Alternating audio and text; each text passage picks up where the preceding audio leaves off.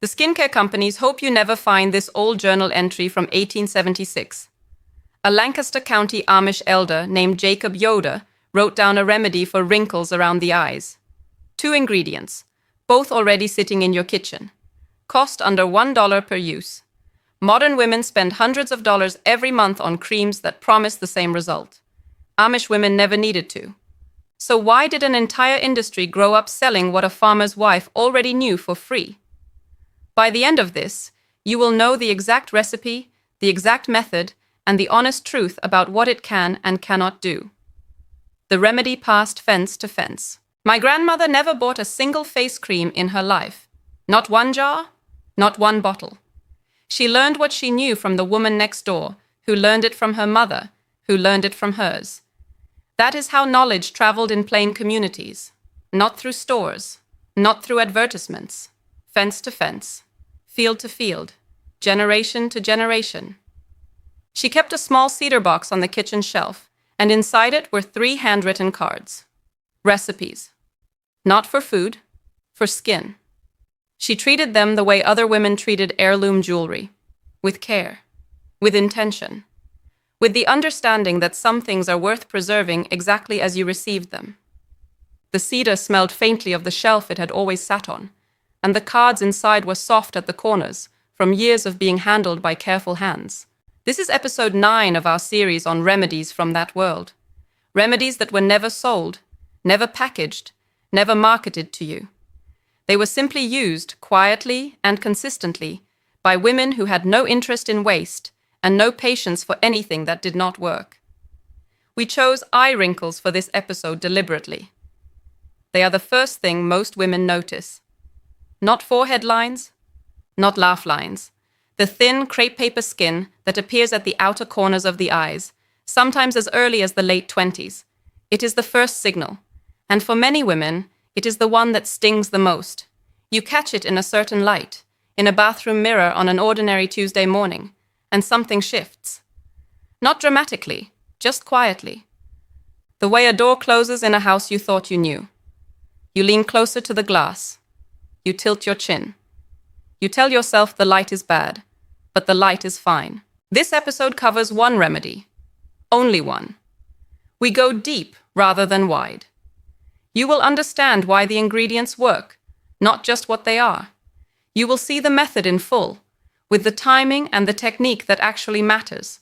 And I will tell you plainly where this remedy has limits, because honesty is the only thing that makes any of this worth your time. I am sharing what my grandmother knew, what her community preserved, and what one man wrote down in a private journal nearly 150 years ago, never imagining that anyone outside his family would ever read it. The journal nobody was paying attention to Jacob Yoder back then. He was a farmer and a community elder in Lancaster County, Pennsylvania. Healers in plain communities kept no public profile. That was about to change. It is the autumn of 1876.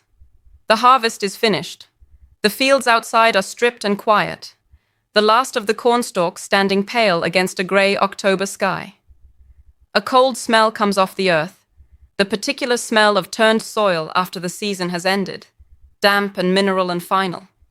The days are shortening over the Pennsylvania farmland, and Jacob Yoder sits at a wooden table by lamplight. The flame bends slightly each time someone moves through the room. He is not writing for publication. He is not writing for posterity. He is writing for his daughters.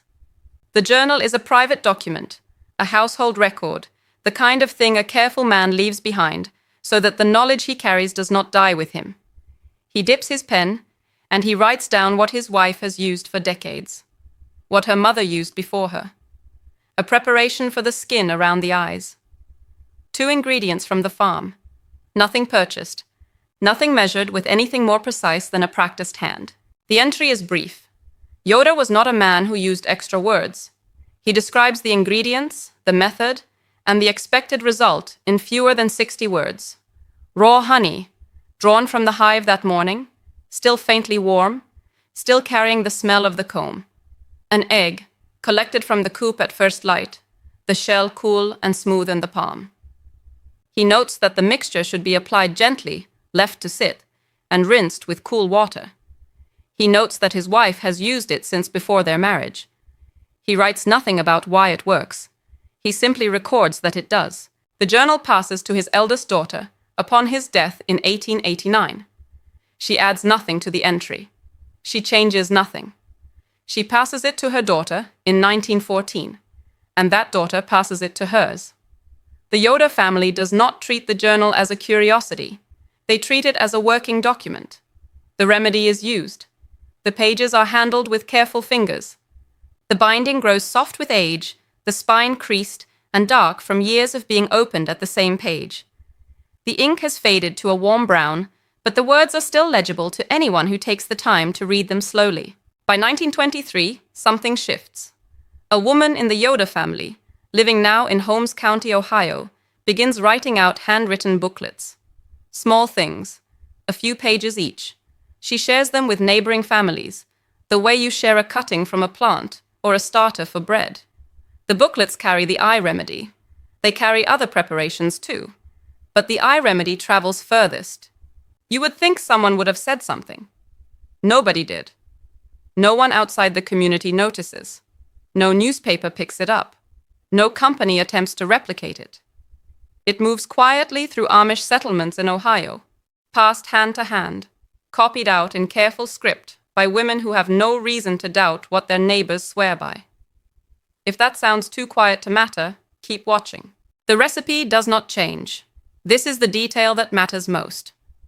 From Yoder's original 1876 entry to the handwritten Ohio booklets of the 1920s, to the oral history interviews conducted by the Ohio Amish Heritage Museum, as recently as 2024, the preparation is identical. Same 2 ingredients, same method, same ratio, described the same way, in the same plain language. 148 years, and not one modification. No one added a 3rd ingredient to improve it. No one adjusted the proportions to make it more convenient. The women who used it saw no reason to change what was already working. The Ohio Amish Heritage Museum Oral History Collection is specific on this point. Researchers interviewing elderly women in Wayne and Holmes counties in the early 2000s documented the remedy being described in language that mirrors Yoder's journal entry almost word for word. The interviewers noted this. They flagged it as unusual. Most folk preparations drift over time, absorbing new influences, shedding old steps, picking up substitutions from women who ran out of one thing and reached for another. This one did not drift. Not once. Not in 148 years. The clock was already ticking. Jacob Yoder just could not hear it yet. The reason the recipe survived intact is the same reason it was never commercialized. It required nothing that could be sold. Raw honey from a hive you already kept. An egg from a hen you already fed. There was no supply chain to build, no margin to protect, no product to trademark.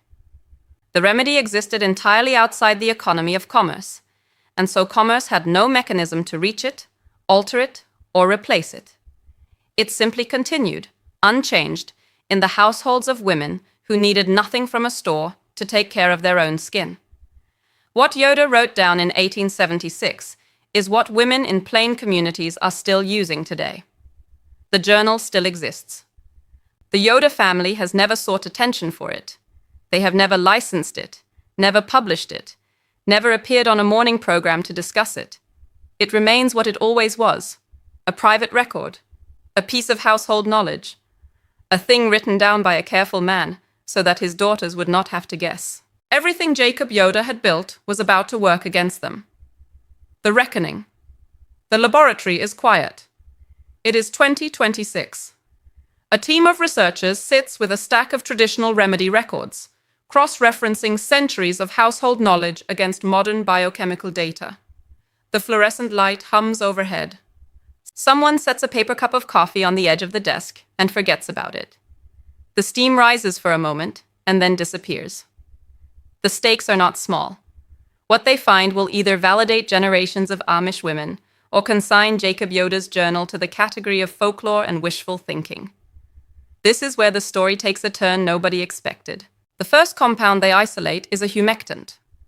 Raw honey, in its unprocessed form, contains a molecular structure that actively draws moisture from the surrounding environment and pulls it into the skin. Not onto the skin. Into it. This is not a passive process. This is chemistry working in real time, at the cellular level, beneath the surface, where no cream or serum can easily reach. The researchers measure moisture retention rates in tissue samples exposed to the raw honey compound. The numbers climb steadily across the first hour, then continue climbing. Cosmetic companies have spent decades and hundreds of millions of dollars trying to replicate what a single teaspoon of raw honey does naturally, and they have never quite matched it. The humectant effect alone would be enough to justify the remedy. But there is more. Raw honey also carries a dense concentration of antioxidants, flavonoids, phenolic acids, compounds that neutralize free radicals, the unstable molecules that attack collagen fibers and break them down over time. The skin around the eyes is the thinnest skin on the human face. In some areas, it measures less than 0.5 millimeter. You could hold it up to a window and almost see light through it. That thinness is why crow's feet appear there first. That thinness is also why topical treatment works faster there than anywhere else on the body. The antioxidants in raw honey do not simply sit on the surface. They penetrate. They interrupt the oxidative process. They slow the breakdown of the collagen that gives skin its structure and its spring. The researchers document this in real time, watching the tissue samples respond under magnification, the cellular markers shifting in ways that match what the Yoda family had described in plain language for 150 years. Then the researchers turn to the egg white, albumin protein. It is the primary protein in egg white, and it behaves in a specific and remarkable way when it dries against skin. It contracts. Slowly, evenly, without force. The contraction creates a temporary but measurable tightening effect on loose tissue. Under the eye, where skin has begun to sag and crease, this tightening is visible to the naked eye within minutes of application. The researcher watching the first test sample leans forward in her chair. She does not say anything. She just watches. The 2026 analysis confirmed that the antioxidant and albumin combination, used consistently over several weeks, produced measurable improvements in skin firmness and surface texture. Not one application. Not a single dramatic transformation. Consistent, cumulative, compounding improvement over time. The kind of result that does not photograph well in a before and after advertisement because it looks too gradual to be real. But it is real. If the research team had stopped here, this would be a very different story. They could have published a narrow paper on humectants and protein films and called it a day. Instead, they kept pulling the thread. They began comparing the remedy against commercially available eye creams in the same price range. The results were not close. The remedy outperformed products retailing at $40, $60, even $90 per jar, a preparation that costs under $1 per application, confirmed by 2025 wellness reports, documented, peer-reviewed, sitting in the literature for anyone willing to look. The turning point is not the data itself. The turning point is what the data implies. It implies that the Amish women who used this remedy for 150 years were not operating on superstition. They were operating on observation.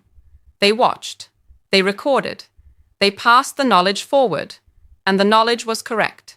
The cosmetic industry had the same ingredients available, the same chemistry, the same skin. They built a different business model instead. The researchers published their findings. The paper circulates in wellness and dermatology circles. It does not make the evening news. It does not trend. It sits in a database, accurate and largely unread by the people who would benefit from it most. Dr. Ellen Marsh, a dermatological researcher at the University of Michigan, reviewed the 2026 findings within weeks of publication. She flagged the albumin protein data as significant. She submitted a follow-up proposal for a larger clinical trial. The proposal was denied. Funding, the committee noted, was already committed to synthetic peptide research. Dr. Marsh printed the denial letter, set it on her desk, and looked at it for a long moment before filing it away. The paper sat. The jar of $90 eye cream sat on the bathroom shelf of every woman who never heard about any of this. Nobody listened. The the fugitive. The kitchen counter is clean. The light is good. The ingredients are simple. 2 of them. That is the entire list. A small ceramic bowl, a wooden spoon, 1 teaspoon of raw honey, amber and thick, pooling slowly at the bottom of the bowl, catching the light the way still water does. 1 egg, cracked cleanly at the center, the white sliding free in a single unbroken sheet, cool and faintly trembling against the ceramic. What happens in the next 60 seconds will either preserve 150 years of household knowledge or reduce it to guesswork through a single careless substitution. Most people never heard about this part. The honey must be raw. This is not a preference. This is a chemical requirement. Processed honey has been heated. Heating destroys the antioxidant compounds that make the remedy work. It denatures the flavonoids. It breaks the phenolic acid chains. What remains after processing is a sweet liquid with no meaningful therapeutic value for the skin. It looks identical. It tastes similar. It will not do what Jacob Yoda's daughters knew it would do. The jar must say raw. Unfiltered is better. Local sourcing, where available, tends to preserve more of the active compounds because the honey has spent less time in transit and less time in storage. 1 teaspoon, not 2. Not a generous pour. 1 measured teaspoon, level at the rim. The egg white comes next. 1 egg. Fresh. Room temperature, because a cold egg white will not blend smoothly and will alter the texture of the final mixture in ways that affect how evenly it sets against the skin. The separation must be clean. A single drop of yolk changes the protein structure of the white and reduces the albumin concentration. The yolk also introduces fats that coat the protein strands and interfere with the tightening mechanism. Clean separation. Every time. No shortcuts. If the yolk breaks, start again. The extra 30 seconds are worth it. Crack the egg against the edge of the bowl with 1 firm, decisive motion. Hesitation produces a ragged break and increases the chance of contamination. 1 motion. Clean through. And the timing of what happened next? Almost too perfect. The mixing step is where most people make the error that costs them the result. Metal reacts with the compounds in raw honey.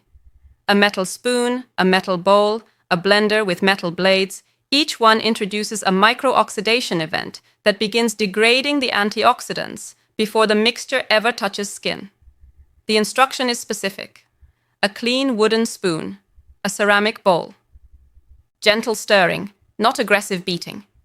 The goal is incorporation, not emulsification.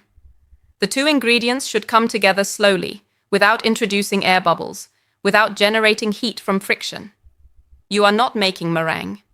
You are not trying to create volume. You are trying to combine 2 things as quietly as possible so that neither one loses what makes it useful. Watch the honey ribbon through the egg white in slow amber threads before the stirring brings them together. 30 seconds of patient stirring. That is all it takes. The ratio is not arbitrary. Too much egg white and the mixture sets too fast, pulls too tight, and can cause irritation on the thin skin beneath the eye. Too much honey and the mixture becomes adhesive, difficult to remove, and prone to sliding before it can set. 1 teaspoon of raw honey to 1 egg white. That ratio has survived 150 years of use because it works. It is documented in Yoda's 1876 journal entry, cross-referenced against the 2026 analysis, and confirmed by the cost per application data published in 2025 wellness reports. Under $1 per application, for a result that outperformed $90 commercial eye creams in controlled comparison. The turning point in this chapter is the moment someone decides to substitute. Processed honey for raw, a blender for a wooden spoon, an extra egg white because more must be better. Each substitution introduces a variable that the original formula was never designed to accommodate. The remedy does not fail dramatically. It simply stops working. Quietly. Gradually. The person using it concludes that the remedy was overhyped. They return to the $90 jar.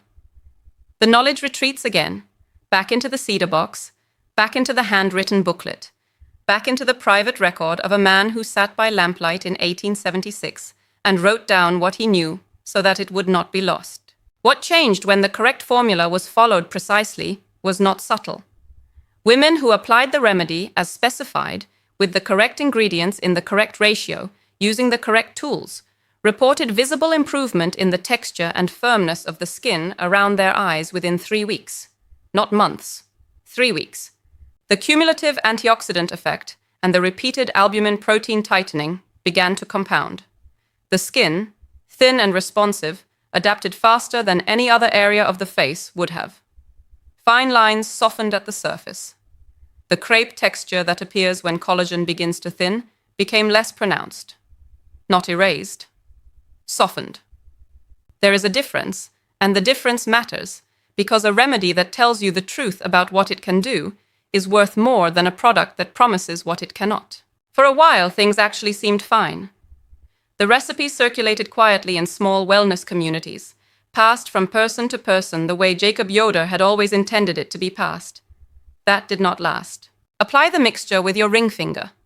That finger exerts the least pressure of any on the hand, and the skin beneath the eye cannot tolerate force. Tap, do not rub. Work from the outer corner inward, following the orbital bone, staying on the skin and off the lash line. Apply a thin, even layer, not thick. Thin, then stop. Set a timer for 12 minutes. Do not move your face. Do not talk. Do not laugh. Let the albumin set against the skin the way it needs to set, evenly and without interruption. You will feel it tighten as the minutes pass. A gentle, even pressure, not uncomfortable, just present, the way a clean cloth feels when it dries against your hand.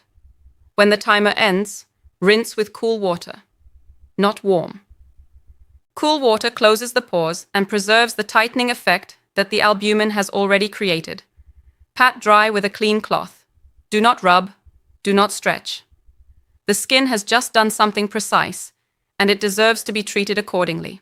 Jacob Yoder wrote costs almost nothing. He was right.